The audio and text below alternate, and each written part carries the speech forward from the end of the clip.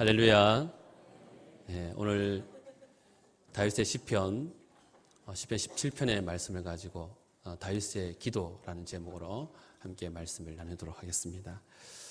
100여 년 전에 아일랜드 한 마을, 이 해변 마을에 작은 한 집을 가지고 살았던 한 여자가 살았습니다. 그녀는 아주 부자이면서도 아주 검소하게 삶을 살았습니다. 어느 날 그 마을에 전기가 공급되기 시작했는데 그녀가 자기 집에 제일 먼저 전기를 들여놓겠다라고 하는 것이었습니다. 마을 사람들이 전체 놀라는 것이죠. 검소하고 알뜰하게 살던 이렇게 그녀가 이렇게 갑자기 전기를 쓰겠다고 하니 놀랐습니다. 그렇게 전기를 가설한 지 몇 주 지나서 계량기 금침원이 그녀의 집을 방문했습니다. 금침을 하다 말고는 그가 고개를 갸웃거리면서 전기가 정말 잘 들어오고 있는지 그녀에게 물었습니다. 그러자 그녀는 당연하다든지 그렇다고 했습니다. 하지만 금침원은 계속해서 거듭해서 그런데 어떻게 된 일인지 영문을 알 수가 없군요. 부인의 계량기는 그의 제자리 걸음입니다. 전기를 쓰고 계신 것이 정말 맞습니까? 라고 그렇게 물었습니다. 그러자 그녀는 물론이라고 말하면서 이렇게 말합니다. 다만 저녁마다 해가 지고 나면 촛불을 붙이는데 필요한 시간만큼만 전기불을 켰다는 것입니다. 그리고 켜고는 꺼버렸다는 것이죠. 그녀의 말인즉 전기는 들어왔지만 그에 사용하지 않았다는 것입니다. 여자의 집에 전기는 연결되어 있었지만 그 예전과 같이 전기가 들어오기 이전과 같은 그런 삶을 반복해서 그렇게 살아왔던 것입니다. 저는 이 이야기를 생각하면서 가끔 오늘 우리도 이와 같은 실수를 우려를 범하고 있지 않는지 그런 생각을 고민을 해보았습니다. 우리 역시 영혼은 구원을 받았지만 마음은 변화되지 않은 채 사실상 달라진 것 없이 예전처럼 그렇게 하루하루를 살았지 않은가라는 생각이 들었습니다. 여러분, 사람들은 구원을 필요로 하지만 구원받기를 그렇게 애원하지만 변화는 못마땅해 하고 거부합니다. 사실 우리의 삶의 자리 가운데 정말 뭔가 변화되는 것을 이렇게 싫어합니다. 어쩌다 스위치를 올릴 때도 있지만 대개 우리는 어둠 속에 갇혀서 그렇게 하루하루를 살아가고 있는 것입니다. 자, 그렇다면 여러분 그렇지 않고 계속해서 불을 켜두면 오늘 우리의 삶에는 어떠한 일들이 일어나겠습니까? 오늘 우리가 스위치를 올리고 계속 그 빛 가운데 살면서 그리스도의 광채 안에 거하는 삶을 살기 시작한다면 어쩌면 오늘 우리의 삶에는 놀라운 변화와 새로운 일들이 날마다 오늘 우리의 삶 가운데 일어나게 될 줄로 믿습니다. 성도 여러분, 오늘은 사순절 첫 번째 주일을 맞이합니다. 이 사순절의 절기를 우리가 어떻게 보낼 것인가? 여러분 매년 우리가 이게 사순절을 맞이하는데 여러분이 40일간의 그 기간을 어떻게 보낼 것인가? 여러분 생각해 보셨습니까? 오래전 신앙의 선배들은 이 기간을 은혜를 재충전하는 그런 기회로 삼았다라고 합니다. 사순절은 분명 우리 영혼의 은혜로 재충전하는 기간입니다. 그런데 사순절이 오기 전에도 우리는 이미 하나님과 이 구원의 전기로 연결되어 있었습니다. 다만 문제라고 한다면 전원을 우리가 켜지 않았고 그 전기의 불이 자주 들어오지 않았다는 그런 문제였습니다. 그러므로 사순절은 이미 연결되어 있는 이 전기장치에 은혜를 공급하는 그런 기간으로 우리가 삼아야 된다는 것입니다. 평소에 경건훈련을 게을리하며 나태했던 사람도 정말 이 기간만큼은 더욱 경건한 삶을 위해서 노력해야 될 줄 믿습니다. 여러분, 그렇다면 이 경건훈련의 가장 기초가 될 수 있는 것이 무엇이겠습니까? 그것을 크게 두 가지로 말씀드릴 수 있는데 그것은 바로 말씀훈련과 기도의 그런 훈련입니다.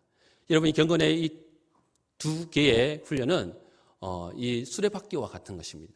두 개의 수레바퀴가 이렇게 공평하게 이렇게 동일하게 굴러가야지 제대로 방향을 잡고 갈 수 있듯이 이 두 가지의 훈련은 계속해서 같이 가야 되는 것입니다. 이번 사순절 기간을 지나는 동안 이 말씀 훈련과 기도의 훈련을 통해서 은혜의 재충전을 받고 여러분의 그 신앙의 등불을 훤히 밝혀갈 수 있기를 간절히 소원합니다. 그래서 오늘은 이 두 가지 경건 훈련 중에서 특별히 기도에 대해서 함께 생각해 보고자 하는 것입니다. 여러분, 기도하면 성경에서 가장 대표적으로 떠올려지는 인물이 누구입니까? 여러 인물들 우리가 성경에서 말할 수 있겠지만 성경에서 대표적인 인물로 기도의 모본이 되는 사람은 그 중에서도 바로 다윗만큼 기도의 본을 보여준 사람은 없다고 생각이 되어집니다. 왜냐하면 그가 지은 시편의 대부분이 그가 파란만장한 삶을 사는 동안 철저하게 하나님만 의지함을 나타내는 그러한 기도의 내용들로 오늘 시편에 담아놓기 때문입니다. 더군다나 다윗은 기도의 모범을 보여주신 예수님을 예표하는 인물입니다. 그러므로 이러한 다윗의 기도는 오늘 우리 성도들이 반드시 본받고 따라야 할 신앙의 그런 본이 되는 것입니다. 여러분, 오늘 본문 시편 17편의 말씀을 보시면 이 시편 17편의 제목, 표제를 보시면 다윗의 기도라고 되어 있습니다. 자, 이것에서 알 수 있는 것은 바로 이 시편 17편의 말씀이 다윗이 지은 다윗의 저자라는 것을 분명하게 밝히고 있는 것입니다.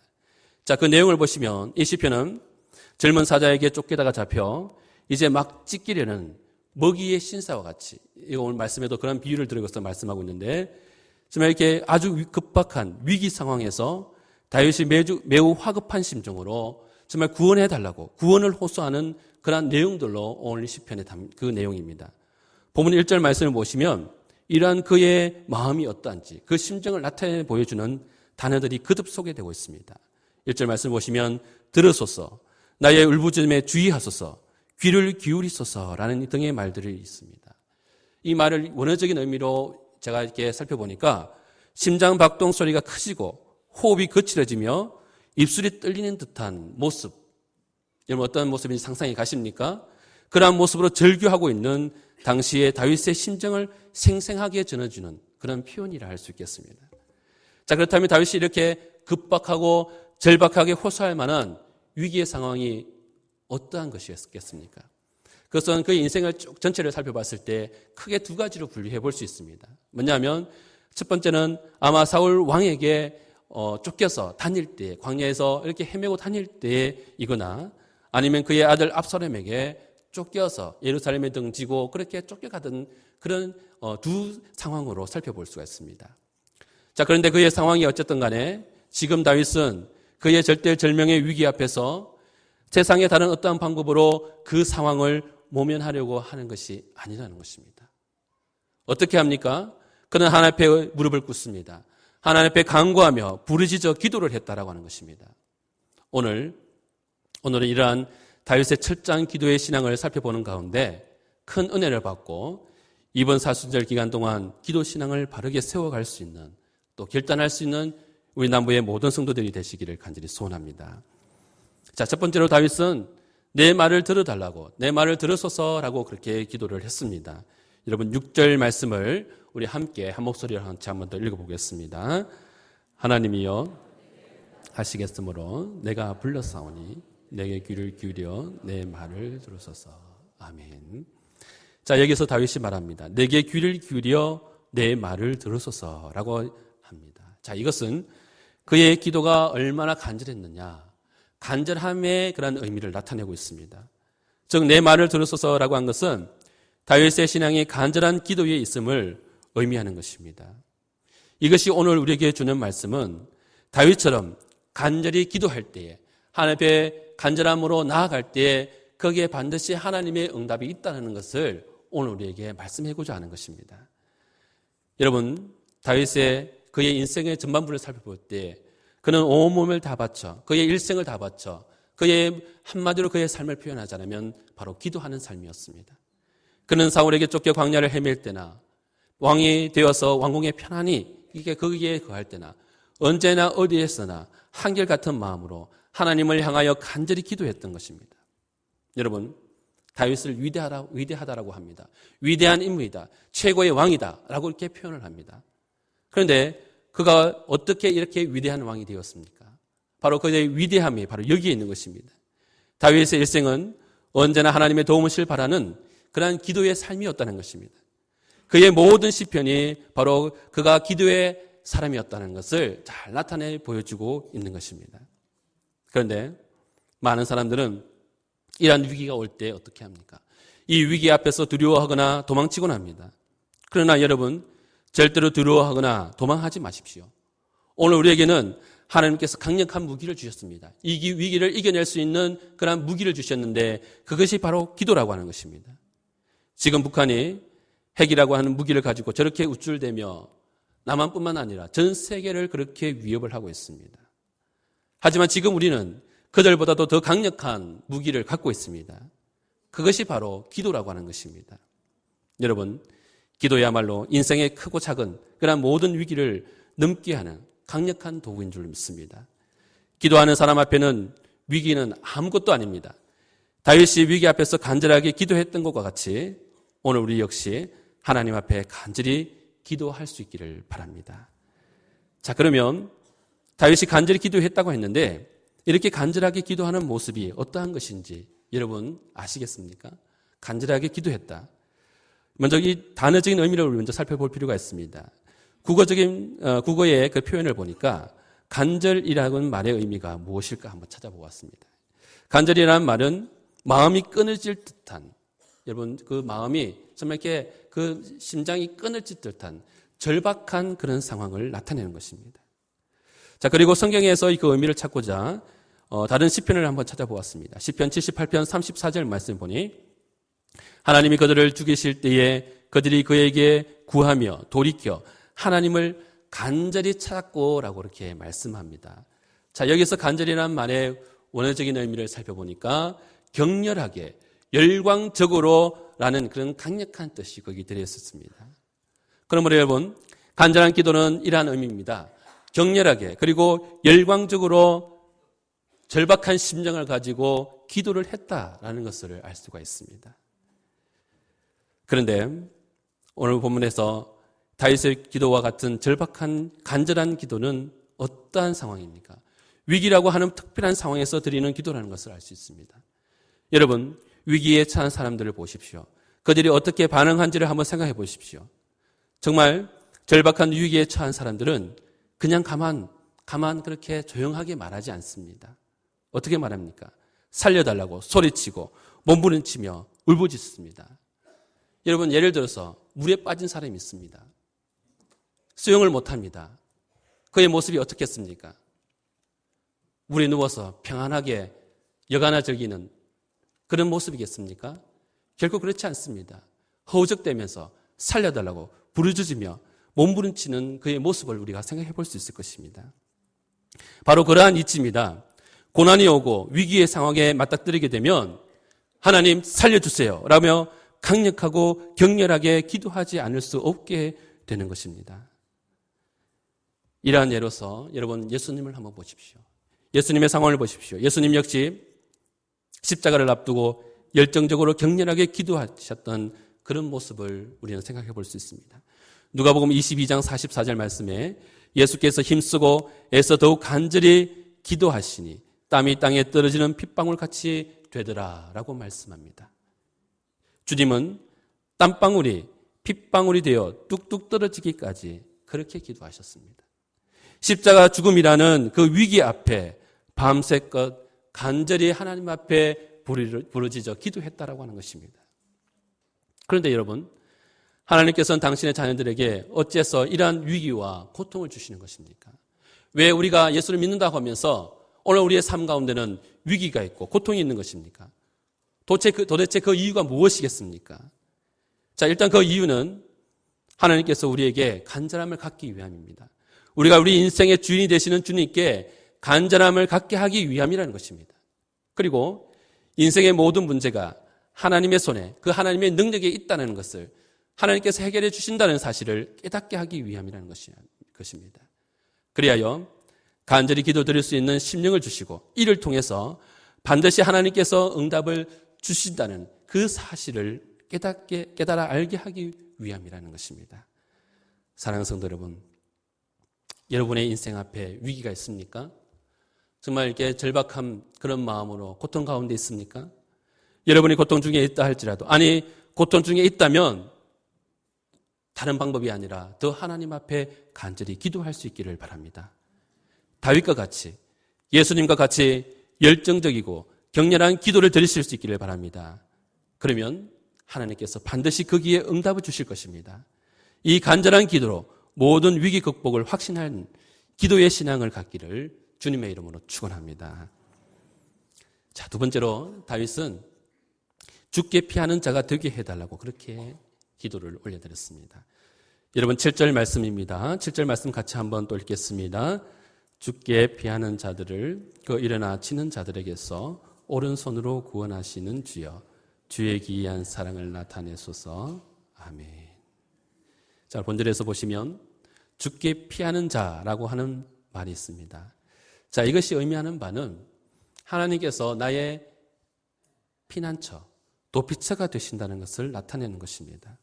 사랑하는 여러분, 하나님을 여러분의 피난처로 삼을 수 있기를 바랍니다. 우리의 피난처 되시는 하나님은 오직 한 분, 예수 그리스도 한 분이십니다. 우리가 안전히 피할 곳은 오직 창조주 하나님 한 분밖에 없다는 사실입니다. 그래서 시편 142편 5절 말씀에 보니까요, 여호와여 내가 주께 부르짖어 말하기를 주는 나의 피난처시요 살아있는 사람들의 땅에서 나의 분깃이라 하였나이다 라고 말씀합니다. 여러분, 이 말씀 또한 이 시편 142편도 다윗이 지은 시라고 하는데요, 이 말씀은 다윗이 사울을 피하여 한 굴 속에 몸을 숨기고 있을 때 지은 그런 시편입니다. 다윗처럼 여러분도 여러분의 삶에 어려움이 올 때 여러분 다름 아니고 여러분 눈을 들어서 사방을 보십시오. 눈을 들면 뭐가 보이겠습니까? 누가 보이겠습니까? 전능하신 하나님께서 두 팔을 벌리고 여러분을 맞이하며 기다리며 여러분을 도우시려고 그렇게 기다리실 줄로 믿습니다. 바로 그곳에 여러분 방법이 있다는 것을 기억하시고 그 하나님께 피할 수 있기를 바랍니다. 그런데 여러분, 다윗은 이러한 은혜를 그 어려운 가운데 있으면 그냥 잠깐만 누린 것이 아닙니다. 다윗은 이러한 은혜를 평생 동안 잊지 않고 살았습니다. 다윗은 왕이 된 후에도 돈이나 권력이나 군대, 사실 왕 정도 되면 그러한 것을 마음대로 좌지우지할 수 있기 때문에 얼마나 거기에 의지할 수 있었겠습니까? 하지만 그는 그러지 않았습니다. 항상 변함없이 여전히 하나님을 자신의 피난처로 삼고 늘 기도하는 그러한 삶을 살았다라고 하는 것입니다. 사랑하는 여러분, 잠언 14장 26절 말씀 보니까 여호와를 경외하는 자에게는 견고한 의뢰가 있나니 그 자녀들에게 피난처가 있으리라 말씀합니다. 할렐루야. 그렇습니다. 하나님께서 우리의 피난처가 되어 주십니다. 정말 위기를 당할 때 하나님께 피한 다윗을 본받아서 오늘 여러분들도 하나님을 여러분의 피난처로 삼을 수 있기를 간절히 소원합니다. 자, 이제 마지막으로 다윗은 눈동자 같이 지켜주기를 그렇게 기도를 하고 있습니다. 자, 오늘 마지막으로 여러분 8절 말씀을 우리 한 목소리로 다 같이 읽겠습니다. 나를 눈동자 같이 지키시고 주의 날개 그늘 아래에 감추사. 아멘. 여러분, 이 한 구절 말씀을 묵상하면서 오늘 말씀을 갖고 설교를 준비하는데 정말 너무나도 큰 은혜가 되었습니다. 여러분, 다윗의 눈앞에 보이는 것처럼, 다윗이 내 눈앞에 보이는 것처럼 정말 착각이 들 정도로 정말 이 말씀이 생생하게 느껴졌습니다. 마치 그가 지금 내 앞에서 이 시편을 들려주고 이렇게 노래를 해주는 듯한 느낌이 들었습니다. 여러분, 시편 150편 이 전반부의 이 전 50편의 책은 5권으로 나누어져 있습니다. 그 중에서 100편은 저자가 알려져 있고 나머지 50편은 저자가 알려지지 않습니다. 그런데 이 100편 중에도 무려 73편이나 이런 3편이나 이 다윗이 지은 시라고 그렇게 말합니다. 그런데 이 다윗이 이렇게 많이 지은 이 시는 대부분 그가 위기 가운데, 절박한 가운데 만들었던 그런 시들이라고 합니다. 그런 고통 가운데서도 자신을 지켜주시기를 그렇게 바로 이 시편의 말씀들을 통해서 하나님 앞에 기도로, 찬양으로 올려드리고 있다는 것이죠. 자, 그렇다면 여기서 다윗이 눈동자 같이 지켜달라고 하는 이 말은 무엇을 나타내는 것이겠습니까? 여러분, 여기서 눈동자는 철저한 보호를 의미하는 것입니다. 우리 몸에는 여러 가지 기관이 있지만 이 눈동자는 우리 몸에서 가장 소중한 부분입니다. 눈썹과 눈막이 그래서 그 눈동자를 보호하고 있습니다. 그러나 눈동자같이의 뜻은 이렇게 눈동자같이 도달하기 위해서는 이 몇 단계의 보호막을 지나야 하듯이 하나님께서 우리를 철저하게 보호해 주신다는 그런 말씀을 우리가 이해할 수 있는 것입니다. 따라서 오늘 이 말씀에 눈동자같이 지켜주시기를 이렇게 기도한 것은, 이것이 나타내는 의미는 하나님께서 철저하게 보호해 주심을 믿는다는 것을 나타내는 것입니다. 성경의 많은 인물들을 우리가 살펴보시면 그들은 기도를 통해서 하나님께서 눈동자같이 보호하는 그런 은혜를 누렸던 사람들이라는 것을 알 수가 있습니다. 그 대표적인 인물로서 모세가 있습니다. 그의 일생을 보십시오. 그는 기도를 통해서 이스라엘 민족 전체가 광야 40년 동안 하나님의 보호하심을 따라서 그의 기도로 말미암아 이스라엘 백성들이 가나안 땅에 들어갈 수가 있었습니다. 여러분, 엘리야 선지자를 생각해 보십시오. 그도 역시 기도를 통해서 바알 선지자 450명과의 대결에서 그는 1대 450으로 그는 이길 수 있었고, 우상 숭배자들의 위협 가운데서도 하나님의 보호하심을 받았다는 것을 고백하고 있습니다. 또한 여호수아도 가나안 입성을 위해서 아침 일찍 일어나서 한 것이 있는데, 다른 것이 아니라 바로 하나님 앞에 엎드려 기도를 했습니다. 자, 그랬더니 나타나는 일들이 무엇입니까? 하나님께서 크고 강한 손으로 이스라엘을 보호하시고 싸울 때마다 승리를 주셨다라고 하는 것입니다. 여러분, 이것이 구약뿐이겠습니까? 신약에 역시 기도의 사람들로 꽉 차 있습니다. 사도들과 초대교회는 극한 박해 속에서도 눈동자같이 지켜주실 것을 하나님께 의뢰하고 신뢰하고 믿음으로 하나님 앞에 엎드려 기도했던 인물들로 가득 차 있습니다. 자, 이렇게 성경 전체에 흐르는 기도의 능력은 다름 아닌 하나님을 전적으로 의지하는 모습 속에서 우리가 발견해 볼 수가 있는 것입니다. 사랑하는 성도님들, 하나님은 이토록 우리를 철저하고 세심하게 지키시고 보호하시는 분이십니다. 우리가 평안할 때 어떻습니까? 우리가 평안할 때는 하나님의 보이지 않는 은밀한 보호의 손길이 오늘 우리의 그 삶 가운데 평안함으로 그렇게 계시는 것입니다. 그리고 우리가 어렵고 고통스러운 위기의 순간에 처했을 때도 하나님의 강력하고 의로운 손길이 함께 하신다는 것을 우리가 우리의 눈으로 확인해 볼 수 있는 것입니다. 그러면 우리는 언제 어디서 무엇을 하든지 그렇듯이 이 눈동자와 같이 우리를 지키시는 하나님으로 인해서 오늘 우리는 어떤 마음을 누려야 될 것이냐? 참된 평안함과 담대한 믿음의 용기를 가질 수 있어야 한다라는 그런 말씀인 것입니다. 오늘 여러분들도 정말 이 다윗과 같이 정말 기도할 수 있기를 바랍니다. 다윗의 기도의 신앙을 가질 수 있기를 바랍니다. 우리의 피난처는 오직 하나님밖에 없습니다. 이렇게 보호하시는 하나님의 세심하고 철저한 관심과 사랑과 은혜로 인해서 항상 기쁘게 감사 찬양을 올려드릴 수 있는 여러분이 되시기를 소원합니다. 자, 이제 말씀을 정리하겠습니다. 사랑하는 남부의 성도님들, 오늘 다윗의 기도를 통해 정말 우리가 깨달을 수 있는 사실, 여러분 오늘 말씀을 쭉 읽으면서 말씀을 나누면서 정말 어떠한 마음이 들었습니까? 오늘 말씀을 통해서 우리가 깨달을 수 있는 사실은 하나님의 사랑은 제한이 없다는 것입니다.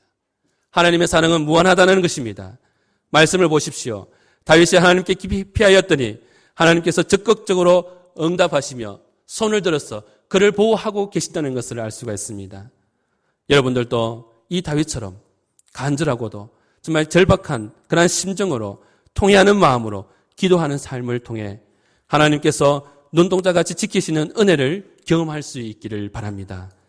다윗의 기도 신앙을 본받아 모든 위기 중에 염려하지 않고 승리의 삶을 이루어갈 수 있는 그런 믿음의 성도들이 다 되시기를 주님의 이름으로 축원합니다. 기도드리겠습니다. 하나님 아버지, 감사를 드립니다. 오늘은 하나님의 사람 다윗이 사울의 추격과 에워싸이는 상황에서 기도했을 때 하나님께서 그 기도에서 건져주시고 이로 인하여 주를 찬양하는 그의 노래를 들었습니다. 아버지 하나님, 우리도 하나님 말씀을 잘 배워서 또 그것을 즐거워하고 순종하면서 정직하게 삶으로써 다윗처럼 그 손의 깨끗함을 따라 복받는 우리 모두가 되게 하여 주옵소서. 이 땅에서뿐만 아니라 하늘에서도 상급이 있는 우리의 복된 삶이 되게 인도하여 주옵소서. 예수님의 이름으로 기도드리옵나이다.